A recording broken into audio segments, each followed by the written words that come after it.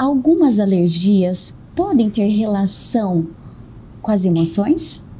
E hoje no nosso podcast, doutora Janaína Mello, imunologista e alergista. Seja bem-vinda, doutora Janaína. Obrigada, Márcia. É um prazer estar mais uma vez aqui com vocês, falando um pouquinho de um assunto que eu amo, que é alergias e emoções. Então, a alergia, ela pode ser desencadeada pelas emoções, é isso, doutora? Não podemos afirmar isso, tá, Márcia? O que acontece? Muitas alergias, sim, tem como um gatilho. Ou seja, aquela faquinha que fica cutucando, aquela espadinha que fica cutucando a gente, que pode piorar a doença alérgica, que pode desencadear. Assim como um vírus pode desencadear uma doença alérgica, assim como infecção bacteriana, assim como alguns alérgenos. Quem são os alérgenos? É o que causa alergia. Por exemplo, poeira, pelo de animais, né, pólens de árvores, alimentos, são gatilhos que podem piorar algumas alergias. Então, emoções também estão localizadas, ligadas e gatilham as doenças alérgicas, sim. E um exemplo prático, Márcia, eu acabei de atender um paciente no consultório, uma criança linda, menina de 4 anos, que tem uma história de alergia alimentar grave ao ovo. Então, os pais extremamente inseguros, né, morrem de medo que a criança tenha uma reação alérgica se ela vai para uma festinha e come algum docinho que tenha ovo. Isso também se repete nos pacientes com APLV, alergia à proteína do leite de vaca. Então, é um sentimento que gera uma frustração, uma insegurança e até um medo generalizado nessa família, a ponto de algumas famílias causarem o sentimento de bolha. Eles acabam aprisionando, de certa forma, essa criança, deixando de ir na escola, deixando de ir no aniversário, deixando de ir a passeios por medo que essa criança tenha uma reação grave. E como conduzir isso? Porque se a família ela tá com toda essa preocupação, provavelmente ela remete para a criança com essa blindagem. Com certeza. E como conduzir isso? Muito bom. Primeiro a gente tem que ver se isso é verídico ou não. Avaliar se essa história é real, se é uma alergia de verdade. Sim. Ver se esse medo ele tem justificativa, porque pode ser que tenha acontecido lá no passado uma história e não aconteça mais, isso não seja mais a realidade atual. Então é importante fazer testes alérgicos, além de exames como IgE específica e o prick test, que são testes alérgicos para identificar se essa alergia ela é mediada pelo anticorpo da alergia, que chama IgE ou não. Nós também podemos fazer um teste de provocação, que foi o que eu fiz hoje no consultório. Como que é esse teste de provocação? A gente vai oferecer para essa criança o alérgeno suspeito, no caso, o ovo. Só que veja bem, ela não quer comer ovo, porque ela sabe que o ovo faz ela passar mal. Então, a gente tem que utilizar de uma máscara. A gente tem que utilizar de uma forma que ela não identifique o sabor do ovo. Então, nós utilizamos a albumina, que nada mais é do que a clara em pó. Aquela que vocês compram para academia, para marombar, para ficar forte. Essa mesmo. A gente compra sem sabor, né? E de preferência aí, sem nenhum corante, nada, para que a gente possa diluir num alimento que a criança goste. No caso, a gente utilizou um Danone de morango, um iogurte de morango. Nós batemos no iogurte e nós vamos oferecer uma porcentagem que equivale a um ovo, que é em torno de 6 gramas de proteína. A gente oferece 10% da dose, observa os sinais vitais dessa criança, então avalia a pele, a parte respiratória, avalia a saturação, pressão. Se ela ficar bem em 20 minutos, a gente evolui com 90% da dose, totalizando 100% do volume total. E se ela ficar bem em 1 hora, teste negativo, ela pode comer o ovo se ela quiser, ela não corre mais o risco de uma reação alérgica. Porém, hoje a história não foi bem assim. A criança manifestou sintomas de alergia após 90% da dose. Ela teve vômitos em jato, dor na barriguinha e coceira na pele. Então tivemos que medicá-la e foi considerado um teste alérgico positivo, ou seja, realmente essa criança não pode comer um ovo in natura numa festa, numa escolinha ou até em casa. E quais são os cuidados também? É importante eu saber que tipo de reação alérgica ela tem, Márcia. Se a reação for leve, moderada ou grave, para orientar esses pais. Porque se ela tiver uma reação de edema de glote, queda de pressão, ou seja, configurar uma anafilaxia, que é a reação mais grave da alergia, essa criança ela precisa portar adrenalina autoinjetável, que é uma injeção chamada EpiPen, Anapen, entre outras, importada, que nós não temos no Brasil, para que ela possa utilizar se ela for exposta acidentalmente em algum local a esse alimento. Então, imagina que a gente tem que, além de avaliar se essa história é real ou não de alergia alimentar, se realmente essa paciente já criou sensibilização ou não, nós também temos que orientar a mãe em relação à gravidade. A gravidade. Isso é muito importante.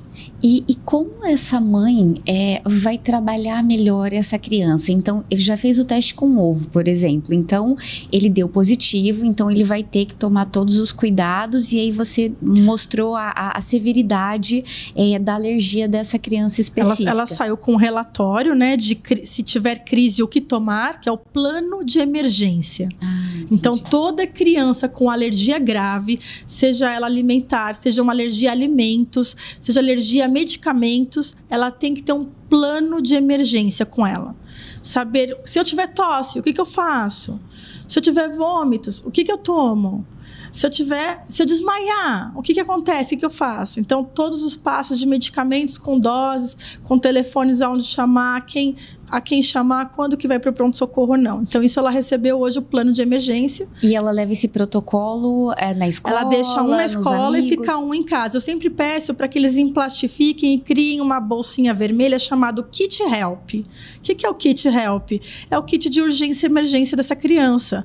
Lá vai constar os medicamentos que ela precisa usar de urgência, então o antialérgico, o corticoide, a adrenalina autoinjetável, muitas vezes a bombinha para que é o broncodilatador para crise de asma ou de falta de ar, tá? Então vai ter essa kit junto com o plano impresso e plastificado, tanto na escola quanto em casa.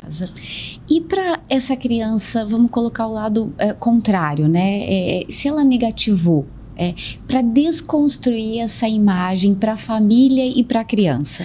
Para isso, pergunta excelente, Márcia. Para isso, a gente precisa de muita empatia, muito amor, porque dar a liberdade pode ser fácil. Eu falo assim, parabéns, você está livre, você já pode comer tudo. E isso ser um caminho de felicidade.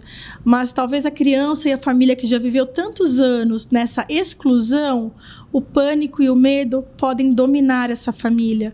E não necessariamente ela querer se alimentar disso. E a gente respeitar. Tudo bem, se você não quer tomar mais leite, se você é alérgico a leite, tudo bem. Se você não quer comer mais ovo, tudo bem. Mas é importante saber que se você comer acidentalmente, você não vai ter mais reação. O mundo se abre para você, para viagens, relações, né? Então, há uma abertura, uma liberdade para essa criança, esse adolescente ou até adulto que passa por isso, né? Agora, essa criança que tem uma alergia alimentar comprovada, existe uma possibilidade de tratamento para ela, chamada dessensibilização. Esse tratamento é dar doses crescentes do que ela é alérgica para que o próprio corpo dela, o próprio organismo adquira anticorpos. Então, vamos lá. É gradativo. Gradativo. Se eu sou alérgico ao ovo, eu vou dar doses crescentes desse ovo diluído até que ela vá criando anticorpos. Isso é um tratamento que às vezes pode durar alguns anos, mas que no decorrer ela vai poder comer um ovo inteiro e ela vai passar comendo essa albumina, essa clara, para o resto da vida, para que ela possa manter a tolerância, manter a memória imunológica desse organismo. Então, é possível fazer esse processo reverso? Sim. Nós podemos ajudar tanto o paciente que não tem alergia e dar as boas notícias e ter amparar o paciente que ainda não está emocionalmente preparado para isso, mas também do outro lado, se for uma situação real, com alergia alimentar comprovada, existe a possibilidade da dessensibilização nos casos que são IgE mediados, né? Que tem um exame positivo. As alergias possíveis como gatilhos emocionais, você pode citá-las? Claro, eu vejo muito no dia a dia do meu consultório as alergias cutâneas. Eu digo que a pele fala muito do que o coração está preso. Eu atendo pacientes e sou expert em dermatite atópica, amo atender dermatite atópica e urticária crônica. A dermatite atópica é uma doença que tem lesões grosseiras. Na criança começa pelas bochechinhas, pode dar na barriguinha, nos bracinhos, nas pernas. E quando chega a aparecer o adulto, o adolescente, ela aparece nas dobras, na região interna de cotovelos e atrás dos joelhos, pescoço, mãos, pés, começam a descamar, coçam muito e sangram, ficam vermelhas.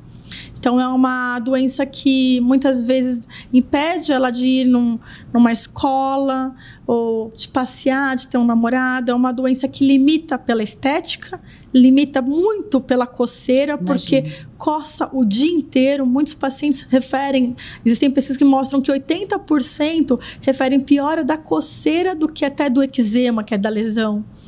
Então, é uma doença que debilita muito. E a gente vê que são pacientes que têm uma gestão emocional comprometida, muitas vezes depressão. Essas crianças, às vezes, são crianças extremamente preocupadas com relacionamento familiar, às vezes são pais... Qualquer faixa etária. Qualquer faixa etária. Às vezes são casamentos que não são muito bem, estão destruídos, e a criança sente isso. A psicologia já fala que a criança até os 7, 8 anos, ela nada mais é do que o reflexo dos pais. Então, se eu vejo uma criança ansiosa, eu tenho que olhar para a mãe e para o pai. Será que essa mãe e o pai, eles não estão dando exemplos de ansiedade em casa? Porque eles não fazem apenas repetir. Se eu tenho 3 meninas e eu vejo assim as minhas filhas repetindo as minhas frases o tempo todo. Então, os pais, atenção, tem que se policiar, porque vocês são espelhos para os filhos de vocês. Então, sejam bons espelhos, tenham boas experiências, representem o que há de melhor no ser humano para eles, para que eles possam realmente mimetizá-los de uma forma leve, suave. Então, hoje eu atendi uma criança com dermatite atópica que, na verdade, ela também tinha esofagite eosinofílica, que é uma doença que simula como se fosse uma gastrite. Jura? Criança? Na criança. Só que ela tem uma inflamação grave na região do esôfago. E aí a gente pegou a endoscopia, e eu falando assim, gastrite, e ele tinha apenas 8 anos, e eu olhei para ele, eu falei assim, mas aonde você vai com tanta ansiedade, tanta preocupação? Aí a mãe dele olhou para mim, como que a senhora sabe? Porque a doença prediz, A gente sabe, o pessoal até falava que isso de gastrite nervosa, não é que as pessoas falavam? Mas a relação do tubo digestivo, seja o esôfago, o estômago, o intestino, pessoas que têm diarreia quando vão apresentar uma aula, ou vai para uma reportagem, ai meu Deus, já me dá uma cólica, um frio na barriga, não é assim que muita gente fala? Sim. Então, olha o corpo falando das emoções, olha o corpo emanando sintomas que são de emoções. Então, o corpo fala o que o nosso coração sente também. Então, essa criança, ela fala assim, tia, como que você sabe que eu sou nervoso e preocupado com 8 anos? Muito cedo. Com 8 anos. Aí a mãe falou, doutora, eu acho que é minha culpa, porque eu também sou muito ansiosa, eu sou muito preocupada. Ele tem que aprender com alguém. Então, eu falei assim, olha, então para você vai baixar um vídeo do YouTube sobre mindfulness, meditação plena. Crianças que fazem meditação, elas diminuem riscos de doenças autoimunes, diminuem riscos de doenças inflamatórias, hipertensão, diabetes. Isso já está comprovado, Márcia, nas grandes escolas de Oxford, de Cambridge, lá fora, mostrando excelentes resultados com doenças neurológicas, doenças crônicas hipertensivas e doenças autoimunes. Então, tanto para nós adultos a meditação é maravilhosa, sim, como também para as crianças. Maravilhosas são as escolas que incluem a meditação no calendário, Então, chegam pelo menos 5 ou 10 minutinhos antes de começar uma aula e fazer uma respiração profunda. Ensinar as crianças que a respiração não é assim, e que a gente pode respirar e expirar, que é soltar o ar, em 6 segundos. Sim. Quem aprende no Pilates a respiração correta, isso diminui batimento cardíaco, diminui respiração, diminui ansiedade, diminui risco aí de doenças crônicas no futuro. E você consegue modelar as emoções, Total, né? Total. Quando você tem gestão das suas emoções, eu sempre falo para os meus pacientes, como que você aprendeu a ler e escrever? Ah, eu fui para a escola. Ah, minha mãe me ensinou. Muito bem, então alguém te ensinou. E como que você aprende a lidar com problemas? Como que você aprende a lidar com a depressão? Como que você aprende a lidar com a morte? Como que você aprende a lidar com a pobreza? Como que você aprende a lidar com a frustração de alguém ter e você não ter? Como que você aprende a lidar com a inveja? Como que você aprende a lidar com a raiva? Quem te ensinou?